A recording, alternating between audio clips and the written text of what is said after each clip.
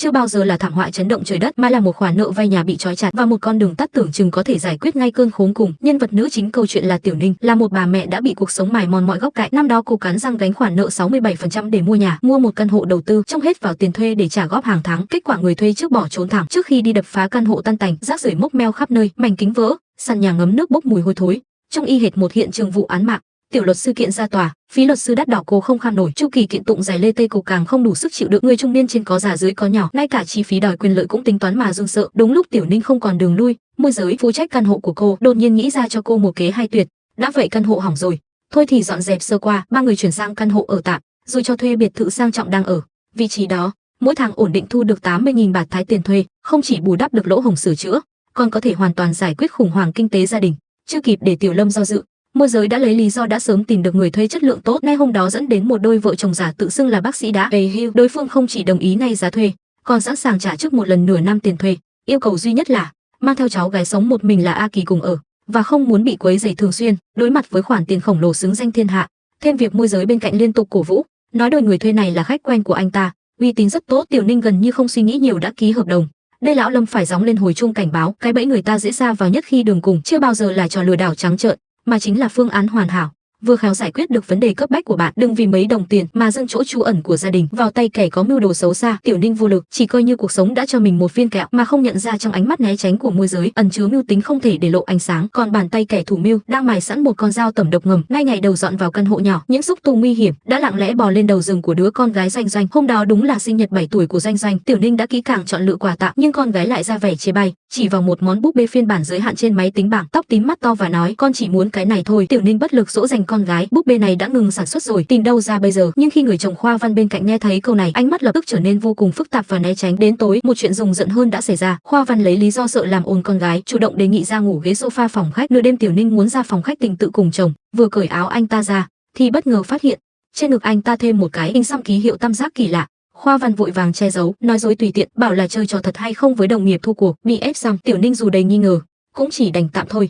Nhưng khi bạn bắt đầu nghi ngờ một người, những sơ hở trên người anh ta sẽ lộ ra nhiều như cái rổ. Hôm sau Tiểu Ninh quay về biệt thự lớn lấy đồ. Giữa ban ngày, căn nhà vốn thuộc về mình, rèm cửa kéo kín mít, không lọt vào một chút ánh sáng. Người mở cửa chính là cháu gái nhà người thuê, A Kỳ, thái độ cảnh giác suốt. Đúng lúc A Kỳ cúi xuống nhặt đồ trong thoáng chốc, Tiểu Ninh kinh hãi phát hiện trên cổ A Kỳ lại có hình xăm tam giác giống hệt chồng của mình. Không chỉ vậy, những thư từ Tiểu Ninh gửi đến đây đều bị người thuê nhà tự ý bóc mở hết. A Kỳ giải thích nhẹ nhàng, tưởng là thư của mình, nhưng trên đời này có chuyện trùng hợp đến vậy không? Đúng lúc này, hàng xóm Bành Nhất nhắn tin triệu tập, bảo mau qua đó. Tiểu Ninh đến nhà Bành Nhất mặt đầy kinh hãi, nói ra sự thật đôi vợ chồng già thuê nhà cô chẳng phải bác sĩ đàng hoàng gì cả, ngày nào họ cũng đóng chặt cửa, bên ngoài còn treo lông quạ. Mỗi sáng sớm, trong nhà cô vang ra tiếng đọc thần chú, trên mái nhà hàng trăm con quạ bay lượn vòng. Con chó vàng to nhà tôi nuôi mấy năm nay, sủa hậu cả đêm, hôm sau chết bí ẩn. Tiểu Ninh hoảng loạn hoàn toàn, về nhà tra thử, trong hệ thống y tế hoàn toàn không tìm thấy bất kỳ thông tin gì của hai bác sĩ này, chứng minh thư của họ đều là giấy tờ giả đã bị làm giả. Nhưng khi Tiểu Ninh lo lắng kể tất cả những điều này cho Khoa Văn nghe, Khoa Văn lại lạnh lùng như người xa lạ, thậm chí với hình xăm giống nhau, chỉ dùng một câu hình này đang thịnh hành để che đậy. Khoảnh khắc đó Tiểu Ninh tuyệt vọng, nhận ra người chồng từng nằm chung giường có lẽ đã hoàn toàn trở thành hình dạng cô không còn nhận ra. Thật lòng nhắc nhở mọi người, điều không thể lơ đễnh nhất trong hôn nhân chính là sự thay đổi bất thường cực đoan của người bạn đời. Đột nhiên có bí mật không thể nói, thời gian sinh hoạt đảo lộn, trên người xuất hiện dấu hiệu lạ. Đừng bao giờ tự an ủi bằng câu anh ấy chỉ đang căng thẳng, trực giác của bạn chưa bao giờ lừa bạn. Khi bạn cảm thấy có gì đó không ổn thì mọi thứ chắc chắn đã không ổn từ lâu rồi. Nhưng cô không biết, từ khoảnh khắc hình xăm được xăm lên, ngôi nhà này đã sớm trở thành bàn thờ của tà giáo, còn cô và con gái đã từ lâu là con cừu chờ bị giết. Để làm rõ sự thật, Tiểu Ninh bắt đầu âm thầm theo dõi Khoa Văn. Mỗi ngày lúc 3 giờ 45 sáng, đồng hồ báo thức điện thoại Khoa Văn đúng giờ reo lên. Tiếp đó anh ta sẽ lấy cuốn sách bìa đỏ bí ẩn đó ra, rồi như bóng ma ra ngoài. Đáng sợ hơn là những hiện tượng kỳ lạ trong nhà bắt đầu bùng phát điên cuồng. Một đêm nọ, Tiểu Ninh bị giật mình tỉnh giấc, phát hiện con gái Doanh Doanh đang trừng mắt nhìn thẳng vào cửa sổ, miệng lẩm bẩm mẹ ơi, trong phòng có người. Đúng lúc cô quay đầu kiểm tra, hàng xóm bạn bè gửi đến một đoạn video quay lén. Trong video bà lão đang trong biệt thự thực hiện nghi lễ tế thần cực kỳ kỳ lạ. Đột nhiên bà lão trong khung hình giật mạnh quay đầu, nhìn chằm chằm vào ống kính của Bành Nhất. Video lập tức bị cắt đứt.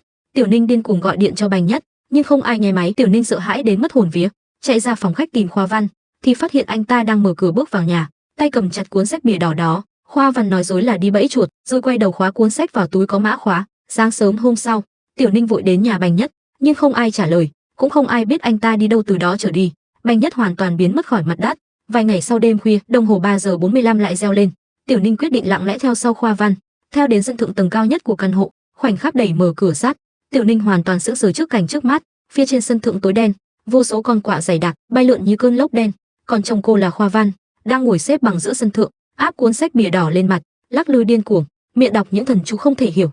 Tiểu Ninh bản năng lấy điện thoại ra định chụp bằng chứng, nhưng khi cô giơ điện thoại nhìn màn hình, trong ống kính lại xuất hiện một bóng ma mặc đồ đen đang chặn chết ở giữa cô và chồng. Tiểu Ninh hạ điện thoại xuống, trước mắt chỉ có một mình chồng cô. Đúng lúc cô sợ đến không biết làm gì, cả đàn quạ trên trời như điên loạn tấn công cô. Tiểu Ninh lăn lộn chạy trốn về phòng ngủ, chui vào chăn run rẩy. Hôm sau Tiểu Ninh nhân lúc Khoa Văn tắm, lén phá mã khóa túi của anh ta, mở ra xem. Trên các trang giấy toàn những ký hiệu vẹo vọ, hoàn toàn là những ký hiệu kỳ lạ cô không nhận ra, trông y hệt một cuốn kinh vô tự của tà giáo. Đúng lúc cô vội vàng cất cuốn sách vào hốc bí mật trong nhà vệ sinh, cô kinh hãi phát hiện Khoa Văn lại trong nhà vệ sinh đã bày ra một bàn thờ đầy lông quạ và ký hiệu tam giác. Cô liều mạng muốn tra ra sự thật, nhưng cô không biết sự thật sắp được vén lộ. Còn đáng sợ hơn bị ác quỷ ám khiến cô muôn phần tuyệt vọng. Chẳng bao lâu, những hiện tượng kỳ lạ bắt đầu xâm nhập toàn diện vào con gái Doanh Doanh. Tiểu Ninh phát hiện con búp bê phiên bản giới hạn mà con gái hàng ao ước trước đây lại bị Khoa Văn bí ẩn mà có được con tặng cho con gái như quà sinh nhật. Mà con búp bê này thỉnh thoảng lại phát ra những tiếng kỳ lạ, thậm chí nửa đêm còn tự đi đến đầu gối Tiểu Ninh. Điều khiến Tiểu Ninh sụp đổ hơn là một hôm, sáng sớm bỗng phát hiện trên ngực con gái xuất hiện một vết cào hình tam giác giống hệt trên người Khoa Văn. Còn khi Khoa Văn thấy tất cả điều này, lại lạnh lùng thờ ơ. Khủng hoảng hoàn toàn bùng nổ. Hôm đó Tiểu Ninh đến trường đón con gái tan học, từ xa nhìn thấy bà lão đeo kính đèn nó, người thuê nhà lại ngồi bên cạnh Doanh Doanh, dùng cuốn sách bìa đỏ úp lên mặt Doanh Doanh. Tiểu Ninh lao đến như người điên, bà lão lập tức biến mất. Nhưng khi Tiểu Ninh kéo cổ áo con gái ra, tuyệt vọng phát hiện trên cổ con gái xuất hiện dấu tam giác thứ hai. Tiểu Ninh hoàn toàn bùng nổ, không thể chờ thêm một giây, chạy về nhà thu dọn hành lý, mang con gái lên xe định chạy về nhà ngoại. Nhưng đúng lúc cô lên xe, Khoa Văn như bị ma ám ngồi vào ghế phụ lái. Đối mặt với sự tức giận chất vấn của Tiểu Ninh, Khoa Văn lại nói ra một câu khiến người ta nổi da gà: mẹ sẽ không làm hại Doanh Doanh đâu. Anh ta thực sự đã coi người bà lão tà ác kia là mẹ ruột rồi. Hai người bùng nổ xung đột dữ dội. Khoa Văn thậm chí tay đánh Tiểu Ninh một cái, may nhờ bảo vệ chạy đến ngăn lại, Tiểu Ninh mới có thể mang con gái chạy thoát đến một khách sạn gần đó. Nhưng móng vuốt của tà giáo đã thấm sâu vào khắp nơi. Hôm sau Tiểu Ninh đi tìm bạn thân, xác nhận người thuê nhà toàn là danh tính giả. Vừa chạy về khách sạn thì phát hiện con gái biến mất. Nhân viên dọn phòng nói Doanh Doanh được bố đưa đi rồi. Tiểu Ninh như điên chạy về căn hộ nhỏ, chỉ là một vũng máu tươi thấm ra từ dưới nệm, cùng hình tam giác khổng lồ vẽ bằng máu đỏ trên tấm ván giường. Cô cứ nghĩ chỉ cần chạy đủ nhanh là có thể bảo vệ con gái toàn vẹn, nhưng cô không biết đứa con gái cô hết lòng muốn bảo vệ đã chủ động bước lên bàn hiến tế chết chóc kia rồi. Bộ phim vào lúc này đột nhiên chuyển góc nhìn sang người chồng Khoa Văn, lập tức giải đáp hết mọi điều bí ẩn, cũng mang đến cú sốc cực đỉnh. Hóa ra 11 năm trước, khi Khoa Văn chưa quen Tiểu Ninh đã có một cuộc hôn nhân với vợ cũ, có một cô con gái lớn đáng yêu, tên là Tiểu Gia. Hai cha con nương tựa nhau, sống trong căn biệt thự lớn đó. Khoa Văn từng tặng Tiểu Gia con búp bê phiên bản giới hạn màu tím đó. Đó là báu vật yêu thích nhất của Tiểu Gia. Tuy nhiên, một thảm kịch bất ngờ ập đến phá hủy tất cả. Tiểu Gia lúc tắm thì bình nước nóng bị gió điện phát nổ, chết thảm trong phòng tắm, mất đi người con gái yêu dấu. Khoa Văn sụp đổ hoàn toàn. Ngày nào anh ta cũng nói chuyện với con búp bê đó, tinh thần dần dần trở nên hỗn loạn, luôn cảm thấy linh hồn Tiểu Gia vẫn còn lảng vảng trong ngôi nhà. Cho đến khi gặp Tiểu Ninh đang bán bảo hiểm, anh ta mới miễn cưỡng trở lại cuộc sống bình thường. Sau đó Tiểu Ninh sinh ra Doanh Doanh, nhưng Khoa Văn bất ngờ phát hiện Doanh Doanh có âm dương nhãn, thường xuyên nói chuyện với khoảng không, gọi tên Tiểu Gia mãi không thôi. Đến ngày bà lão xem nhà, bà lão vừa vào là nhìn chằm chằm vào phòng tắm, nói tôi thấy rồi, linh hồn của con bé đến nay vẫn còn lảng vảng trong nhà. Đánh trúng điểm yếu nhất, sâu thẳm nhất trong lòng Khoa Văn, phong tuyến mong manh nhất. Bà lão thuận nước đẩy thuyền đưa ra cuốn sách bìa đỏ, hứa hẹn chỉ cần để bà vào ở, bà sẽ dùng bí thư giúp linh hồn Tiểu Gia được tái sinh, thậm chí phục sinh, để được gặp lại người con gái yêu dấu. Khoa Văn hoàn toàn điên mê, anh ta tự nguyện gia nhập tà giáo, xăm dấu tam giác đại diện cho tín đồ, mỗi ngày lúc rạng sáng lên sân thượng cầu nguyện thành tâm. Bà lão nói với anh ta, cái giá để phục sinh là cần tìm một đứa trẻ cùng độ tuổi và sẵn sàng tiếp nhận linh hồn Tiểu Gia. Hai linh hồn dùng chung một thân xác. Khoa Văn nhắm mục tiêu vào cô con gái nhỏ Doanh Doanh. Khoa Văn đầy nước mắt van xin Doanh Doanh, hỏi con có muốn cho chị Tiểu Gia vào ở trong thân xác con không? Doanh Doanh ngây thơ lương thiện vì muốn giúp bố, không do dự mà đồng ý. Thế là cuộc hiến tế vô nhân đạo này bắt đầu, từng bước đẩy Doanh Doanh xuống vực sâu cái chết. Còn Tiểu Ninh đột ngột bỏ chạy cùng con gái, hoàn toàn phá vỡ kế hoạch hiến tế. Doanh Doanh vẫn nhớ lời hứa với bố. Nhân lúc Tiểu Ninh ra quầy lễ tân làm thủ tục ở thêm, lén dùng điện thoại bàn gọi cho Khoa Văn báo tin, để Khoa Văn đưa con về biệt thự. Ở bước cuối cùng của nghi lễ, Khoa Văn dùng dao rạch lòng bàn tay mình, thoa máu lên trán Doanh Doanh, vẽ dấu ấn thứ 3 định mệnh. Anh ta cứ nghĩ mình sắp có thể đồng thời có hai đứa con gái rồi. Thế nhưng sự phản bội tàn nhẫn nhất mới vừa bắt đầu. Đúng lúc Khoa Văn vui mừng chờ đợi Tiểu Gia giáng lâm, cửa mở ra, người bước vào lại là người hàng xóm mất tích nhiều ngày. Bành Nhất lúc này trắng mắt, đã bị tà thuật khống chế thành bù nhìn, không nói một lời, cầm dao đâm mạnh vào Khoa Văn. Khoa Văn lập tức ngã xuống vũng máu. Anh ta chỉ có thể nhìn chân bà lão đi xuống lầu, từ trong hộp lấy ra một cái con rối rách nát bốc khói đen nghi ngút. Bà lão nhìn xuống từ trên cao, Khoa Văn đang thoi thóp, cười lạnh vén lộ sự thật. Từ đầu đến cuối, chẳng hề có phép thuật nào giúp tiểu gia phục sinh. Vong hồn gọi là đó vốn không phải tiểu gia, mà là đứa con gái của bà lão khi 7 tuổi, chết đuối mà chết. Giống từ 4 tháng trước, bà đã thông qua môi giới nhắm đến Doanh Doanh có âm dương nhãn, có thể giao tiếp với vong hồn. Ngay cả việc người thuê trước bỏ trốn đập phá căn hộ, đều là bà lão và môi giới cùng nhau dàn dựng, mục đích là ép Tiểu Ninh đường cùng, tự nguyện cho thuê biệt thự. Còn linh hồn tiểu gia, từ lâu đã bị bà lão coi là vướng mắc, cưỡng ép phong ấn vào con búp bê phiên bản giới hạn đó. Khoa Văn cứ nghĩ mình có thể dựa vào sự chấp nhất mà giành lại đứa con đã mất, nhưng đến chết anh ta cũng không biết, mình từ đầu đến cuối chỉ là trên bàn cờ của bà lão, một quân cờ dùng xong là vứt. Tôi dám nói đây chính là lý do cốt lõi khiến bộ phim này trở thành đỉnh cao thể loại thải cống, kẻ xấu đen trắng rõ ràng mà cho bạn thấy một người bình thường bị sự chấp nhất phá hủy.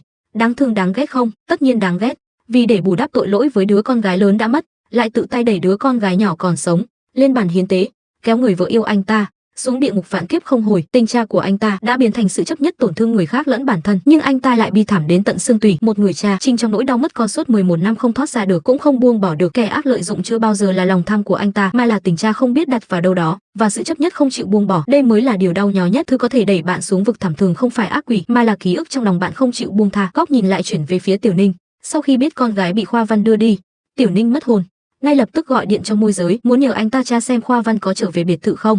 Nhưng cô không biết, người duy nhất cô có thể nghĩ đến để nhờ giúp đỡ này vốn là một trong những kẻ chủ mưu của trò lừa đảo này. Môi giới Gia Nghị an ủi nói lái xe đến đón cô, cùng đi tìm con, lừa cô lên xe. Xe vừa đi một đoạn, môi giới nhân lúc cô không đề phòng dùng gạch đập ngất cô, rồi nhét vào hành lý, chuẩn bị trở ra vùng hoang vắng phi tang.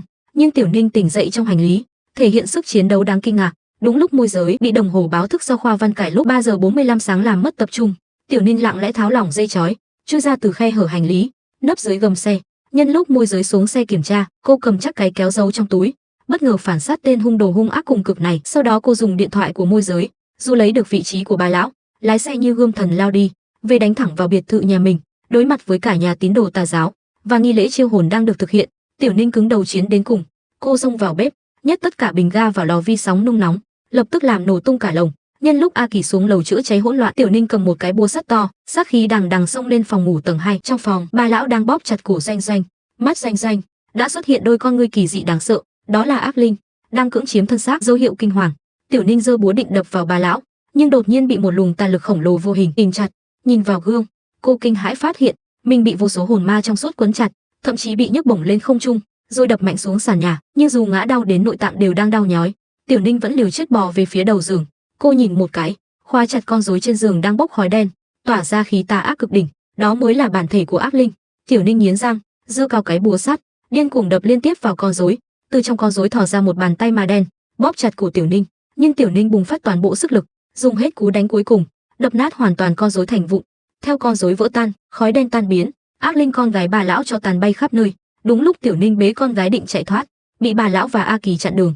Cả tòa nhà lung lay sắp sập, cuối cùng không chịu nổi nữa, chân nhà đổ ầm xuống, đè bẹp toàn bộ tín đồ tà giáo dưới đống đổ nát. Cô đã đánh đổi tất cả đập vỡ bản thể ác linh, tưởng rằng cuối cùng đã cứu được con gái, nhưng cô không biết, cái kết của cơn ác mộng này còn khiến cô ngạt thở hơn cả việc bị ác linh ám. Trong giờ phút lâm chung, ánh mắt Khoa Văn rơi vào chiếc ba lô nằm bên cạnh, bên trong là con búp bê phiên bản giới hạn phong ấn linh hồn tiểu gia. Ngón tay chạm vào búp bê trong thoáng chốc, cuối cùng gặp được đứa con gái lớn hằng mong mỏi. Linh hồn tiểu gia nhìn đứa con gái đang khóc gọi bố trước mắt, nghe tiếng thét thảm thiết của Doanh Doanh trên lầu 2, Khoa Văn cuối cùng nhận ra mình đã phạm phải tội lỗi tày trời. Anh ta biết ác linh con gái bà lão đang cưỡng bức giết chết linh hồn Doanh Doanh. Một khi linh hồn Doanh Doanh tan biến hoàn toàn, thân xác này sẽ bị ác linh chiếm hoàn toàn. Chỉ có người cùng huyết mạch, tiểu gia cũng là hồn trẻ thơ, vào trong thân xác này mới có thể đuổi ác linh ra ngoài, giữ lại tính mạng em gái. Anh ta dùng hơi thở cuối cùng, dùng ngón tay dính đầy máu mình, vẽ dấu tam giác đó lên mặt con, hướng về linh hồn tiểu gia, lần lượt đọc ra những chú ngữ hồng đề, bảo vệ linh hồn trong cuốn sách, cầu xin tiểu gia đi cứu em gái và Tiểu Ninh. Đọc xong câu chú cuối cùng, Khoa Văn hoàn toàn tắt thở, còn linh hồn tiểu gia cũng theo sự dẫn dắt của thần chú, lao về hiện trường nghi lễ tầng 2. Trong đống đổ nát, đứa bé gái an toàn vô sự như phép lạ đứng dậy đầu tiên, nhưng lúc này trong mắt toát ra một vẻ lạnh lùng xa lạ vô cùng. Cô bé nhặt lên một thanh thép nhọn trên mặt đất, không chút do dự đâm xuyên đầu A Kỳ trước, sau đó quay người lại, hoàn toàn kết liễu bà lão gây đủ tội ác đó. Tiểu Ninh vì vụ nổ dữ dội và sự sụp đổ mang đến cơn chấn động khiến cô lập tức ngất đi, cho đến khi cảnh sát đến, Tiểu Ninh tỉnh lại trong bệnh viện. Cô bé đứng gác ở đầu giường thấy cô mở mắt, lập tức đỏ hoe mắt, khóc gọi cô, nói một câu xin lỗi gì. Câu nói đó như cái dùi bằng băng, đâm mạnh vào lòng Tiểu Ninh. Doanh Doanh chưa bao giờ gọi cô là gì khác ngoài mẹ, chưa bao giờ gọi cô là gì. Cô run rẩy tay lấy tấm ảnh dưới gối của cô bé, ảnh chụp Trung Khoa Văn và tiểu gia. đứa bé gái trong ảnh và cô bé trước mắt có đôi mắt lông mày giống hệt nhau. Khoảnh khắc đó Tiểu Ninh như rơi xuống hố băng, cô cuối cùng hiểu ra, đứa bé gái được cô bế ra từ đống đổ nát đã không còn là Doanh Doanh cô mang thai 10 tháng mà sinh ra, mà là con gái lớn của Khoa Văn Tiểu gia. Bộ phim kết thúc tại đây, trong lòng mỗi khán giả đều cắm vào một con dao dịu dàng để bạn liều mạng chiến đấu với ác linh mà vẫn không cứu được đứa con gái ruột của mình. Người bế ra từ đống đổ nát là Tiểu gia đã chiếm lấy thân xác Doanh Doanh. Cảm giác mất mát khổng lồ không biết đặt vào đâu này, còn ngột ngạt hơn bất kỳ cảnh kinh dị nào. Nhưng điều chấn động nhất với tôi là lựa chọn cuối cùng của Tiểu Ninh. Cô không sụp đổ, cũng không chút giận lên Tiểu gia vô tội, chỉ nhẹ nhàng kéo cô bé vào lòng. Mình cười hướng nghỉ lễ cùng nhau ra biển. Khoảnh khắc này tôi mới hiểu ra, lòng dũng cảm thật sự chưa bao giờ là đánh bại ác quỷ, mà là sau khi nhìn thấu sự tàn khốc của cuộc đời, vẫn chọn sự dịu dàng và chấp nhận. Xem đến cuối mới hiểu, thứ chúng ta không nên cho thuê nhất là quyền chủ động của cuộc đời, thứ không nên hiến tế nhất là hạnh phúc hiện tại. Lời nguyền vô giải nhất trên đời chưa bao giờ là thần chú tà giáo, mà là sự chấp nhất bị giam cầm trong ký ức. Còn bùa hộ mệnh mạnh nhất là tình mẫu tử và lòng lương thiện khắc sâu vào xương tủy. Sự cứu chuộc vượt qua huyết thống này nhắc nhở chúng ta, những điều tươi đẹp đã qua đáng được trân trọng, nhưng không đáng để hy sinh hạnh phúc hiện tại. Những gì đã mất sẽ không bao giờ quay lại, nhưng chúng ta vẫn có thể trên đống đổ nát này sinh lòng can đảm tiếp tục bước về phía trước.